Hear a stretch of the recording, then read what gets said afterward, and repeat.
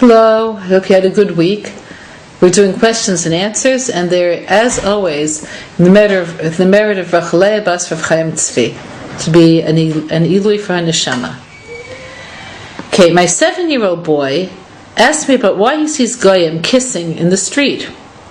What's the best way to explain this? And should I tell him not to look?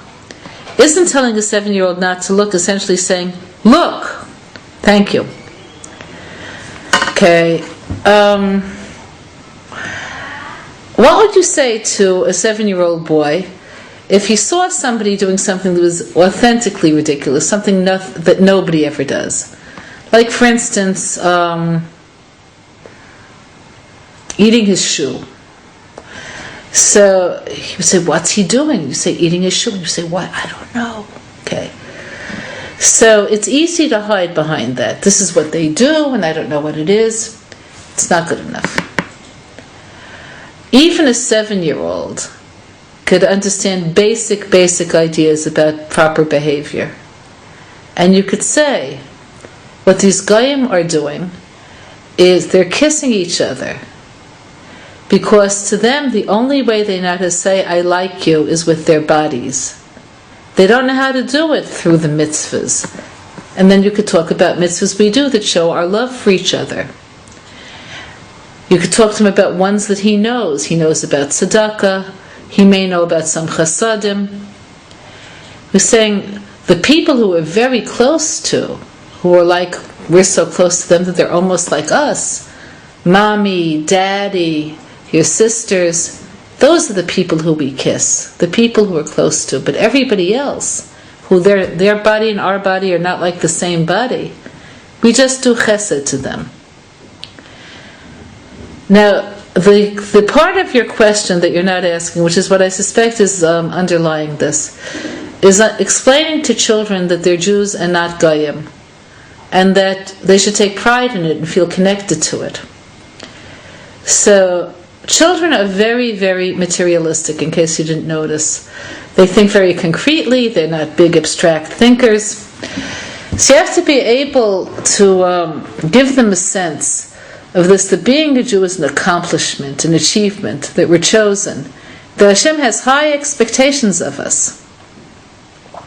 So depending on where you live and what society your child is familiar with, you could tell them the people who are important to the people who have to, have big responsibilities.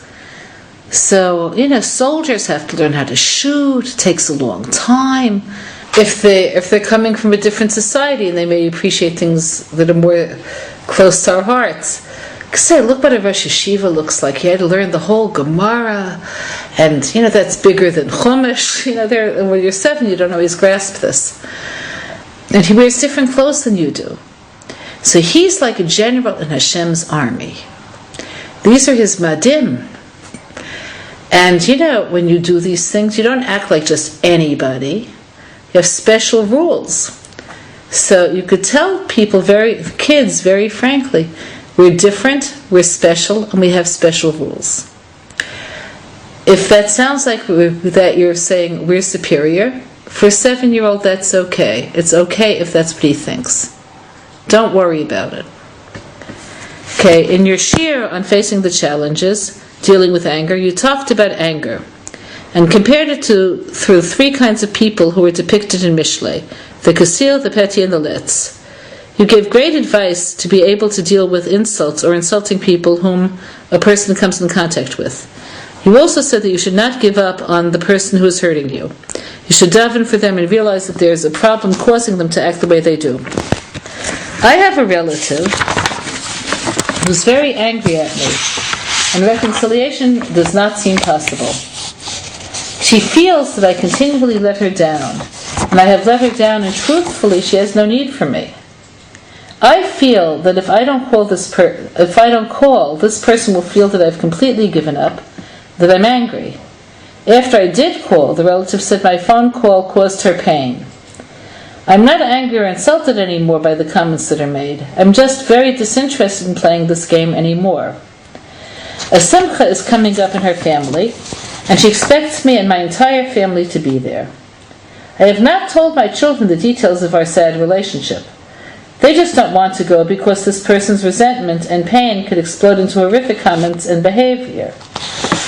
This has happened in the past. Presently, we're all planning on attending because we feel that her children should not suffer. I think that we will make it through the simcha. My question is, should I call this relative until then? It will be very awkward when I see her at her simcha. No, this is a different question. So you're really asking two questions. The practical question is what to do about calling your relative before the simcha. The deeper question is how much commitment you have to the relationship. So I don't know why your relative thinks you let her down. I have no way of knowing this. I don't know if you did. I don't know if you didn't. Regarding